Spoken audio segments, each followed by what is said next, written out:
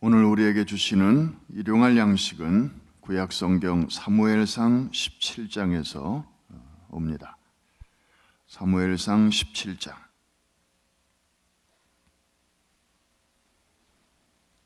아주 흥미진진한 그런 스토리, 또 여러분들이 잘 아시는 그런 내용이 여기 기록되어 있는데요. 17절부터 사무엘상 17장 17절부터 쭉 한번 49절까지 우리 한 절씩 교독을 하시겠는데, 잘 아시는 친숙한 이야기지만 오늘 성령께서 또 이 말씀을 통해서 우리에게, 각 사람에게, 또 우리 공동체에게 새롭게 말씀하실 것입니다. 그래서 이 말씀을 오늘 처음 대한다, 처음 듣는다, 그런 기대감을 가지고 우리 한 절씩 교독하겠습니다. 제가 먼저 17절을 읽습니다. 이새가 그의 아들 다윗에게 이르되, 지금 내 형들을 위하여 이 볶은곡식 한 에바와 이 떡 10덩이를 가지고 진영으로 속히 가서 내 형들에게 주고, 이 치즈 10덩이를 가져다가 그들의 천부장에게 주고 내 형들의 안부를 살피고 증표를 가져오라. 그때 사울과 그들과 이스라엘 모든 사람들은 엘라 골짜기에서 블레셋 사람들과 싸우는 중이더라. 다윗이 아침에 일찍이 일어나서 양을 양 지키는 자에게 맡기고 이새가 명령한 대로 가지고 가서 진영에 이른즉 마침 군대가 전장에 나와서 싸우려고 고함치며, 이스라엘과 블레셋 사람들이 전열을 벌이고 양군이 서로 대치하였더라. 다윗이 자기의 짐을 짐지키는 자의 손에 맡기고 군대로 달려가서 형들에게 문안하고, 그들과 함께 말할 때에 마침 블레셋 사람의 싸움 도두는 가드 사람 골리앗이라 하는 자가 그 전열에서 나와서 전과 같은 말을 하매 다윗이 들으니라. 이스라엘 모든 사람이 그 사람을 보고 심히 두려워하여 그 앞에서 도망하며, 이스라엘 사람들이 이르되, 너희가 이 올라온 사람을 보았느냐? 참으로 이스라엘을 모욕하러 왔도다. 그를 죽이는 사람은 왕이 많은 재물로 부하게 하고 그의 딸을 그에게 주고 그 아버지의 집을 이스라엘 중에서 세금을 면제하게 하시리라. 다윗이 곁에 서 있는 사람들에게 말하여 이르되, 이 블레셋 사람을 죽여 이스라엘의 치욕을 제거하는 사람에게는 어떠한 대우를 하겠느냐? 이 할례받지 않은 블레셋 사람이 누구이기에 살아계시는 하나님의 군대를 모욕하겠느냐? 백성이 전과 같이 말하여 이르되, 그를 죽이는 사람에게는 이러이러하게 하시리라 하니라. 그녕 엘리압이 다윗이 사람들에게 하는 말을 들은지라. 그가 다윗에게 노를 바라여 이르되, 내가 어찌하여 이리로 내려왔느냐? 들에 있는 양들을 누구에게 맡겼느냐?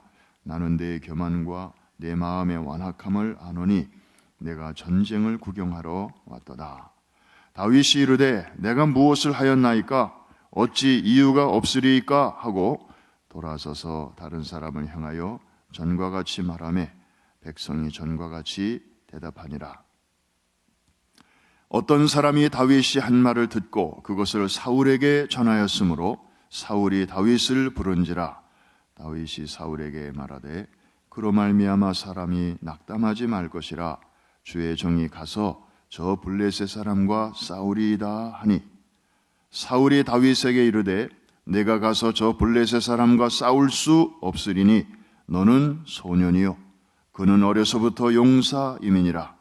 다윗이 사울에게 말하되, 주의 종이 아버지의 양을 지킬 때에 사자나 곰이 와서 양떼에게 새끼를 물어가면 내가 따라가서 그것을 치고 그 입에서 새끼를 건져내었고, 그것이 일어나 나를 해하고자 하면 내가 그 수염을 잡고 그것을 쳐 죽였나이다. 주의 종이 사자와 곰도 쳤은즉 살아계시는 하나님의 군대를 모욕한 이 할례받지 않은 블레셋 사람이리이까? 그가 이 짐승의 하나와 같이 되리이다.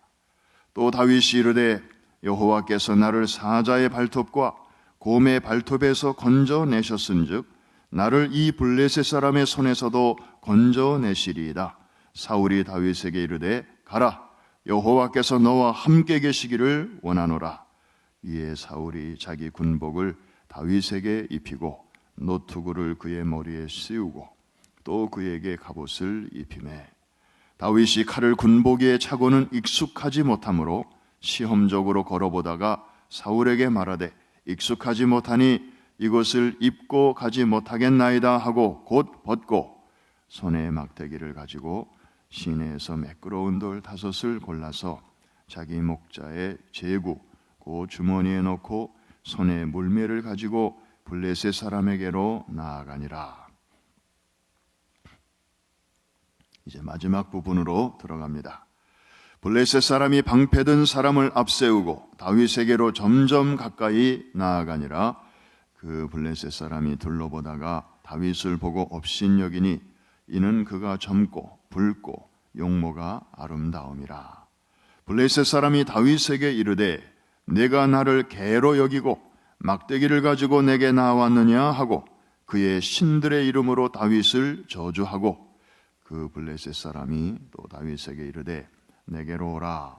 내가 내 살을 공중의 새들과 들짐승들에게 주리라 하는지라. 다윗이 블레셋 사람에게 이르되 너는 칼과 창과 단창으로 내게 나아오거니와 나는 만군의 여호와의 이름 곧 내가 모욕하는 이스라엘 군대 하나님의 이름으로 내게 나아가노라.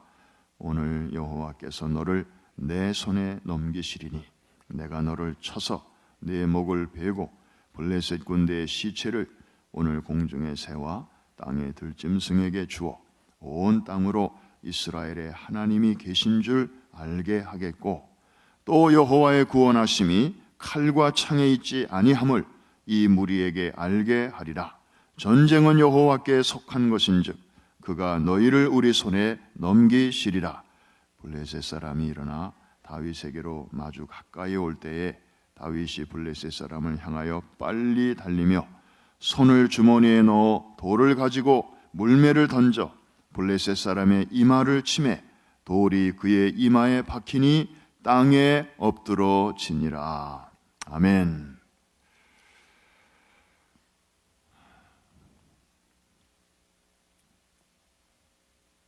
우리가 하루에 일과를 시작하기 전에 새벽에 이렇게 기도로 모이는 것은 여러 가지 의미가 있습니다. 그 중에 하나는 참 호락호락하지 않은 하루의 일과를 앞두고 어떤 일이 우리를 기다리고 있는지 알 수 없는 상황 속에서 이제 하나님의 도우시는 능력과 또 지혜와 그리고 돕는 은혜를 우리가 힘입기 위함인데 하나님의 도움은 구체적으로 어떻게 우리에게 임하시는 것일까? 각 사람이 처한 상황이 다 다른데, 그죠? 그리고 각 사람마다 믿음의 수준도 다 다르고 어떤 사람에게는 아무 문제가 되지 않는 게 그러나 다른 사람에게는 그게 또 큰 부담이 될 수 있고 그리고 걱정거리가 될 수 있습니다. 이렇게 사람도 다르고 상황도 다르고 그리고 그 상황을 대하는 태도도 이 사람마다 다 다른데 참 우리가 하나님이라면 정말 굉장히 스트레스가 많으실 거예요. 그죠? 각 사람마다 뭐 하나님께 드리는 사연도 다 다르고 내용도 다르고 그런데 그 모든 다양성에 관계없이 새벽마다 하나님께서 우리에게 주시는 은혜가 있는데 그것이 뭐냐면 나와 함께 하시는 그 하나님이 이 새벽 기도를 통해서 크게 보인다는 사실입니다. 그러니까 이런 묵상의 시간, 말씀 보고 기도하고 주님과 독대하고 이런 시간을 통해서 우리는 가장 큰 베네핏이 뭐냐 하면 오늘도 내가 아직 살아보지 않았지만 오늘도 나와 함께 하실 하나님이 어떤 분이신가에 대한 그런 커다란 그 픽처를 다시 한번 갖게 된다는 사실입니다. 하나님이 크게 보이면 다른 것들은 상대적으로 작게 보입니다. 반대로 문제가 크게 보이기 시작하면 하나님은 작게 보이기 시작합니다. 이 사람은 둘 중에 하나예요. 어떤 게 크게 보이느냐. 어떤 사람에게는 하나님보다 문제가 더 커 보이고, 근데 또 어떤 사람에게는 그 사람에게도 문제가 늘 있지만 하나님이 늘 이렇게 광대하신 분으로 그렇게 다가오기 때문에 그 하나님에 비하면 이 문제는 작다. 근데 하나님이 크게 보이지 않는 사람에게는 그냥 이게 너무 큰 거예요. 그래서 아이고 또 큰일 났네. 아유 하나님 나 죽었습니다. 기도의 내용도 거기에 따라서 다 달라져요. 그것이 이제 그분의 믿음의 크기라고 봐야 할 것입니다. 오늘 이 본문이 우리에게 주는 메시지는 참 다양합니다. 사실 소위 이 다윗과 골리앗의 싸움, 오늘날에도 이런 표현들을 많이 쓰지 않습니까? 사실 그 현대 역사에서 이 다윗과 골리앗의 이 스토리를 가장 많이 인용하는 민족은 유대인입니다. 이스라엘이 1948년 5월 14일에 독립을 무작정 선포하면서 소위 독립전쟁이 일어나게 되죠. 팔레스타인 사람들이 오랫동안 살고 있는 그 땅 한복판에 이스라엘 국기를 세우고 소수의 사람들이 몰려가서 이 땅은 조상적부터 아브라함 때부터 우리에게 주신 땅이므로 우리의 땅임을 전 세계에 공포한다. 그랬으니 전쟁이 일어날 수밖에요. 그런데 그 유대인과 그 다음에 뺑 둘러있는 아랍 국가들과의 싸움은 그야말로 다윗과 어린 다윗과 아주 장대한 골리앗의 싸움과도 같았습니다. 아랍 군대의 숫자는 2억, 유대인의 숫자는 아주 진짜 극소수였습니다. 게다가 꼭 전쟁을 일으켜도요, 유대인들의 안식일에 일으키는 게, 안식일에는 유대인들이 아무 일도 안 한다는 걸 아니까 그냥 총도 안 쏘고 대포도 안 쏘고 비행기도 못 뜨고 이런 걸 아니까 그런 안식일을 이용해서 전쟁을 하니까 그냥 무차별적으로 두드려 맞는 거죠. 그런데 참 다윗과 골리앗의 스토리가 그 이스라엘의 역사에서도 또 한 번 일어나게 되어서 결국에는 안식일이 지나면서 이스라엘의 반격이 시작되면서 참 희한하게 아랍 군대가 쪽을 못 쓰는 그런 일들이 독립전쟁 때 일어납니다. 그리고 그 후에 몇 차례 여러 번 전쟁이 또 일어나는데 6.1 전쟁이라고 해서 67년에 일어났는데 그것도 싱겁게 6일 만에 끝나고 말았어요.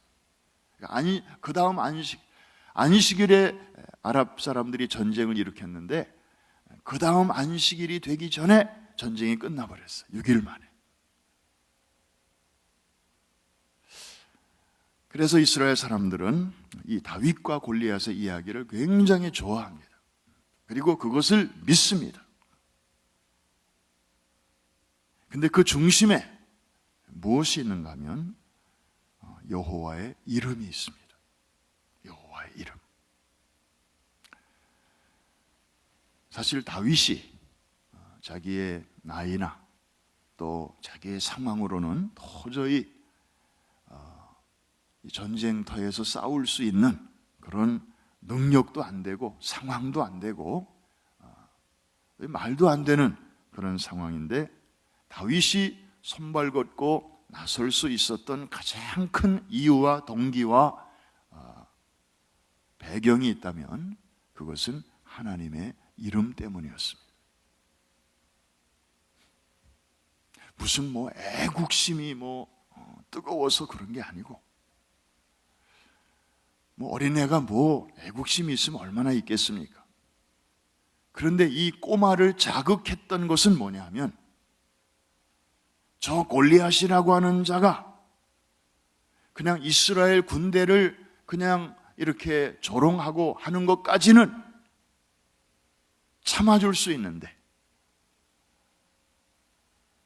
우리가 섬기는 하나님의 이름을 모욕하고 조롱하고 하는 것을 듣는 순간, 이 소년이지만 다윗의 마음속에 불똥이 튀겼습니다.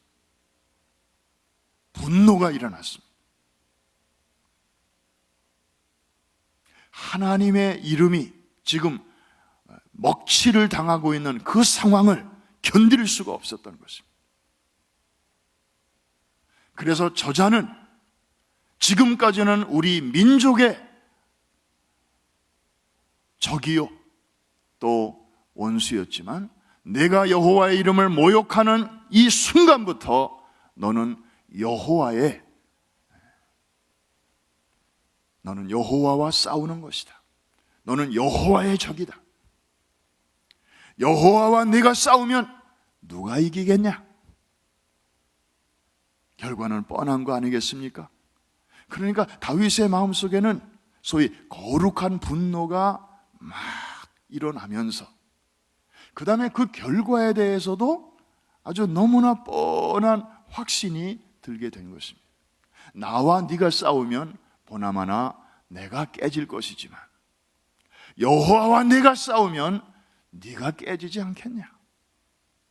그러면서 다윗은 아주 용기 백배해서 이제 오늘 스토리에 나타난 것처럼 그렇게 처신할 수 있었던 것입니다. 여호와의 이름 외에는 다른 것으로는 해석할 수가 없어요. 여러분 혹시 지금까지 살아오시면서 이런 경험을 좀 해보신 적 있습니까? 지금 교회가 예를 들어서 예수 안 믿는 사람이 교회를 막 욕해요. 예수 믿는 사람을 막 욕해요. 근데 그것까지는 좀 견딜 수 있어요. 왜? 우리가 실수가 많고 또 잘 못하는 것도 많으니까. 믿지 않는 사람들의 눈에 볼 때에도 좀 부족한 면들이 오늘날 교회들이 많이 있으니까. 그래, 맞아. 우리가 잘해야 돼. 겸손한 마음으로 다 이렇게 받아줄 수 있잖아요. 그런데 그걸 넘어서서 거룩하신 하나님의 이름을 욕하고 그 이름을 모욕하고 조롱하고 그럴 때 여러분의 마음이 어떠하십니까? 아주 불편하죠. 그리고 더 나아가서 여러분이 하기 나름에 따라서 내 주변에 있는 믿지 않는 사람들 가운데서 내 하기 나름에 따라서 하나님의 이름이 저들 가운데 높임을 받을 수도 있고 아주 땅바닥에 떨어질 수도 있다 라는 상황이라면 여러분은 어떻게 처신하겠습니까? 모르긴 몰라도 여러분은 지금처럼 그렇게 평범하게 처신하지 않을 것입니다. 여러분 속에 하나님을 사랑하는 마음, 하나님을 아버지로 고백하는 그런 믿음이 있기 때문에 그런 상황 속에 들어가면 여러분 마음 속에는요 다윗처럼 이건 아니야. 하나님의 이름이 이렇게 무력하게 욕을 받게 할 수는 없어. 나라도 일어서야지. 나라도 잘해야지. 나는 능력이 없지만, 나는 지금까지도 그렇게 살아보지 못했지만 적어도 이 순간에 여호와의 이름을 위해서 내가 뭔가를 해야 돼. 아마 알 수 없는 용기가 속에서부터 일어나게 될 것입니다. 저도 군대에 있으면서 그런저런 아주 비슷한 경험을 여러 번 했는데 너무 귀한 경험이었습니다. 제 속에는 그런 용기가 없는 줄로 알았어요. 저는 늘 그냥 소극적이고, 그런데 여호와의 이름, 그 상황에 딱 부딪히니까 하나님께서 용기를 주시더라고요. 나 때문에 하나님의 이름이 업신여김을 받아서는 안 된다라고 하는 바로 그런 상황.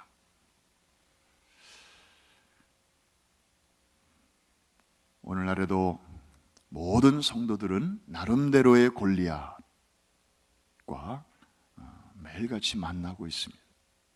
오늘도 여러분 기도 마치고 또 세상에 나가면 또 다른 골리앗이 여러분을 기다리고 있을지 모릅니다. 여기 보니까 백성들이 보고 두려워하였다 그랬습니다. 우리의 눈에 보여지는 이 상황 자체는 참 두려운 상황이 많습니다. 특히 이민 생활하면서 내 힘으로 어떻게 해볼 수 없는 그런, 내 문제긴 내 문제인데 나의 능력을 이미 초월하고 있는 너무나 거대하게 보이는 그런 문제들이 얼마나 많습니까? 그게 바로 우리의 골리앗이라고 말할 수 있습니다. 그런데 그런 상황 속에서 오늘 본문은 우리에게 놀라운 솔루션을 제공해 주고 있습니다. 그 어마어마한 상황을 나의 능력, 나의 가진 것과 우리는 자꾸 비교하려고 하니까 자꾸 압도당하는 거예요. 눌리는 거예요. 그리고 숨을 못 쉬는 거예요. 영적인 침체를 경험하는 거예요. 근데 이런 사고방식은 마치 뭐와 같으냐면은 하나님이 나와 함께 계시다고 하는 그 확신이 강하지 않기 때문에 그냥 나 홀로 이 문제 앞에 서 있다고 하는 이런 외로운 생각이 우리를 그런 쪽으로 자꾸 몰고 가는 거예요. 그런데 나에게는 이게 골리앗이지만 너무너무 큰 문제지만 나와 함께 하시는 하나님 앞에서는 이것도 과연 문제가 될까? 하나님도 이것을 문제라고 여기실까? 이렇게 생각을 바꾸면 그때부터 이제 우리 마음속에 또 새로운 이 퍼스펙티브가 생기기 시작하고, 그러면서 마음에 평안이 서서히 찾아오고 이유를 알 수 없는 그런 확신과 그리고 용기가 우리 안에서부터 솟아오르게 되는 것입니다. 할렐루야. 오늘 이 새벽 기도를 통해서 광대하신 하나님, 보이는 세계와 보이지 않는 세계를 창조하실 뿐만 아니라 지어만 놓고 뒤돌아서 니들이 알아서 잘 돌아가라 이렇게 무관심하신 분이 아니라 손수 창조하신 세계를 오늘도 역사의 수레바퀴를 돌리시면서 참새 한 마리가 땅에 떨어지는 것도 일일이 간섭하시면서 자기 자녀들의 머리카락 하나까지라도 다 세심받으실 정도로 아주 속속들이 통치하시는 그 하나님, 그 광대하시고 능력이 한이 없으시고 사랑이 변치 아니하시는 그 하나님을 크게 바라보게 될 때, 우리 앞에 날마다 다가오는 새로운 골리앗들은 다 그 앞에 쓰러지고 넘어지고 패하게 될 줄로 믿습니다. 한 가지 더 우리가 놓칠 수 없는 중요한 메시지가 있습니다. 그 당시 어른들이 많이 있었습니다.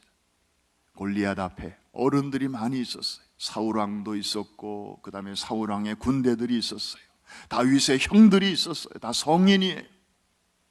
그런데 이 결정적인 순간에 어른들은 너무나 무력했어요. 이 상황을 헤쳐나갈 수 있는 지혜도 없었고 용기도 없었고 아무런 대책도 없었어요. 그럴 때 하나님이 누구를 쓰십니까? A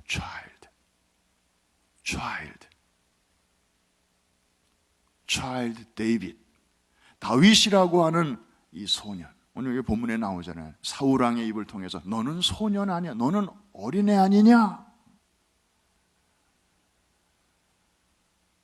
맞아요. 하나님은 이 어린애를 통해서 그 어마어마한 국가적인 문제, 민족적인 위기, 그 속에서 솔루션을 지금 제공하고 계시는 거예요.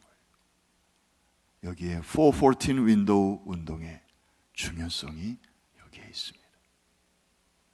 담임 목사님 지난 100주년 기념대회 때 짧은 시간 아주 파워풀한 메시지를 전하시면서 맨 마지막 결론 부분에서 그런 말씀을 하셨어요. 예수 그리스도가 대답이십니다. Jesus Christ is the answer. 그렇다면 어린이가 솔루션입니다. A child is a solution. 예수님이 인생의 모든 근본적인 문제에 대답을 주실 수 있는 분이시고, 그 안에서 어린아이를 하나님의 솔루션으로 쓰신다고 하는 메시지였습니다. 아주 짧은 문장 속에 너무나 많은 내용을 담고 있는 촌철살인과 같은 그런 멘트였기 때문에 아마 이렇게 지나가면서 잘 이해하지 못하고 가신 분들도 많이 있겠지만, 와, 어떤 면에서는 성경의 메시지 전체를 압축한 그런 내용과도 같았습니다. Jesus is the answer. Child is the solution. 하나님께서 지금 일하고 계시는 내용입니다. 그래서 성경에 보면 어른들이 해결하지 못하는 끙끙대는 그런 문제들을 하나님께서 아주 어린 소년, 소녀들을 통해서 이렇게 아주 명쾌하게 해결해 나가시는 그런 사건들을 우리가 많이 볼 수 있습니다. 골리앗은 가드 사람이라고 여기 나오죠. 제가 몇 주 전에 다윗이 사울을 피해서 블레셋 땅으로 들어갔다가 거기서 붙들렸던 그런 스토리를 주일날 함께 나누었는데, 그 하필이면 이제 청년 다윗이 도망간, 숨어 들어간 그 땅이 바로 옛날에 자기가 죽인 골리앗의 고향이라는 사실이 여기 23절에 나오네요. 가드 사람 골리앗. 그러니까 이거는 뭐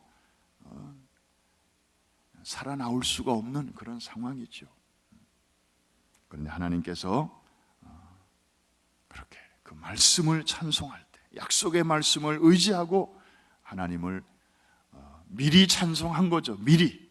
좀 상황은 두려운 상황이었지만 I praise you, I lift up your name. 저는 하나님의 약속은 반드시 의미 없이 땅에 떨어지지 않을 줄로 믿고 하나님을 찬송합니다. 죽을 수밖에 없는 상황 속에서 그랬을 때 하나님은 또 다윗에게 피할 길을 열어주셨고, 그리고 마침내 그 약속의 말씀이 이루어졌습니다. 오늘 저녁부터 이제 부흥성회가 이곳에서 열리게 됩니다. 우리 김상용 목사님 전에 한 2번 정도 다녀가셨는데 참 말씀이 너무너무 구수하고 그러면서도 아주 그 속에 우리의 마음을 터치하는 그런 메시지가 있어요. 웃음이 있고 그리고 우리의 마음을 정말 주님 앞에서 통곡하게 하는 그런 아주 울림이 있는 메시지가 오늘 저녁부터 이제 주일까지 이어지게 될 것입니다. 지방에서 5,000명 모이는 목회 하기 쉽지 않습니다. 10,000명 더 어렵습니다. 그런데 20,000명 모이는 그런 큰 목회를 하고 계시는 데에는 하나님이 귀하게 쓰시는 무언가가 있습니다. 특히 요즘같이 교회가 전도하기 어렵고 부흥과 성장이 멈춘 그런 상황 속에서 끊임없이 전도와 선교를 통해서 특별히 나라를 사랑하는 애국 운동을 통해서 교회가 성도들이 아주 어린이로부터 어른까지 영적으로나 인격적으로나 그리고 모든 면에서 건강하게 잘 성장하는 교회, 그리고 그 목자가 오셔서 우리에게 하나님의 말씀을 나누어 주실 때 정말 우리에게 꼭 필요한 은혜로 하나님께서 시간 채워주실 줄로 믿습니다. 우리 앞에 있는 산적한 골리앗과 같은 문제들도 이번 부흥성회를 통해서 다 하나씩 쓰러지고 여호와의 깃발을, 승리의 깃발을 세우게 되시는 놀라운 분기점이 되기를 주의 이름으로 축원합니다. 기도하겠습니다.